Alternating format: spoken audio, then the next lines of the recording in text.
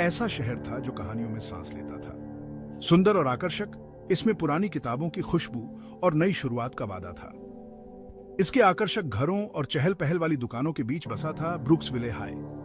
इसके पवित्र हॉल के भीतर एक अंग्रेजी शिक्षिका एमिली हार्टवेल ने अपने छात्रों में साहित्य के प्रति जुनून जगाया। एमिली शब्दों की ताकत में विश्वास करती थी। वह कहानियों को आत्मा की खिड़कियों के रूप में देखती थी, हमारे सबसे गहरे डर और आकांक्षाओं का प्रतिबिंब। उसकी कक्षा युवा दिमागों के लिए एक आश्रय, साहित्यिक बहस की ऊर्जा और कालातीत गद्य के शांत चिंतन से गूंजती थी। एमिली अपनी गर्म मुस्कान और सौम्य प्रोत्साहन के साथ अपने छात्रों में भाषा के प्रति प्रेम का पोषण करती थी। उसने उन्हें अपनी आवाज खोजने में मदद की। उनकी कहानियां उनके भीतर छिपी हुई थीं। साल दर साल एमिली ने अनगिनत छात्रों के जीवन को छुआ।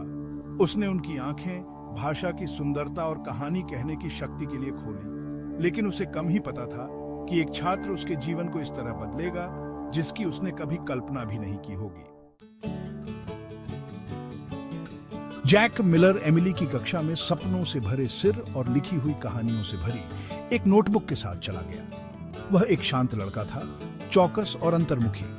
जैक को लिखित शब्द में सांत्वना मिली। उसने अपने विचारों और भावनाओं को अपनी पत्रिकाओं के पन्नों पर उंडेल दिया।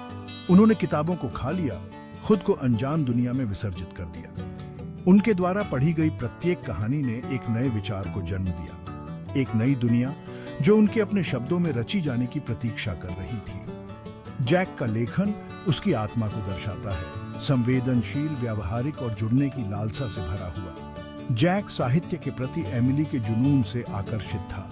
उसने उसे एक दयालु आत्मा में देखा, कोई ऐसा व्यक्ति जो कहानियों को स्थानांतरित करने और प्रेरित करने की शक्ति को समझता था। उसकी कक्षाएं उसका अभयारण्य बन गई, एक ऐसी जगह जहां वह लिखित शब्द के माध्यम से मानवीय भावनाओं की गहराई का पता लगा सकता था। और जैक ने जैसे जैसे एमिली से सीखा, उसने पाया कि उसकी अपनी आवाज दिन ब दिन मजबूत होती जा रही है।